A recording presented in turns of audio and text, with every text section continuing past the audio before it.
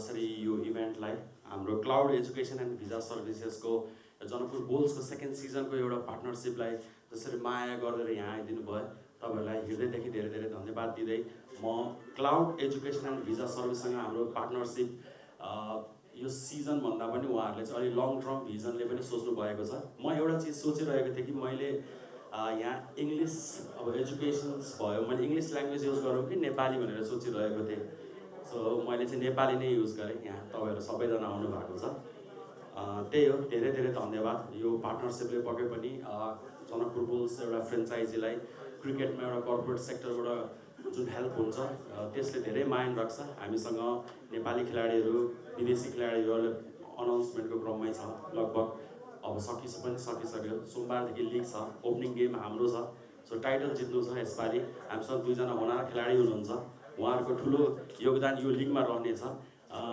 यो पार्टनरसिप यस्तै गरी फल्दै फुल्दै धेरै लामोसम्म रहिरहोस्, जबसम्म एनपिएल रहिरहनेछ। त्यति भन्दै म आफ्नो दुई चार भनाइ यहाँ टुङ्गाउन चाहन्छु। धन्यवाद।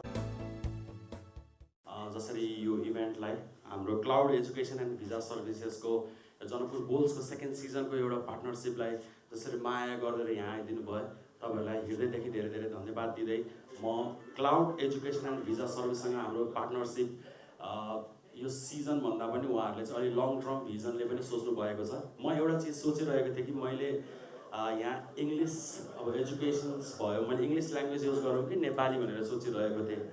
सो मैले चाहिँ नेपाली नै युज गरेँ। यहाँ तपाईँहरू सबैजना आउनु भएको छ, त्यही हो। धेरै धेरै धन्यवाद। यो पार्टनरसिपले पक्कै पनि जनकपुर बुल्स एउटा फ्रेन्चाइजीलाई क्रिकेटमा एउटा कर्पोरेट सेक्टरबाट जुन हेल्प हुन्छ त्यसले धेरै मायने राख्छ। हामीसँग नेपाली खेलाडीहरू विदेशी खेलाडीहरूले अनाउन्समेन्टको क्रममै छ। लगभग अब सकिसक्यो। सोमबारदेखि लिग छ, ओपनिङ गेम हाम्रो छ। सो टाइटल जित्नु छ यसपालि। हामीसँग दुईजना होनार खेलाडी हुनुहुन्छ, उहाँहरूको ठुलो योगदान यो लिगमा रहनेछ। यो पार्टनरसिप यस्तै गरी फल्दै फुल्दै धेरै लामोसम्म रहिरहोस्, जबसम्म एनपिएल रहिरहनेछ। त्यति भन्दै म आफ्नो दुई चार भनाइ यहाँ टुङ्गाउन चाहन्छु। धन्यवाद।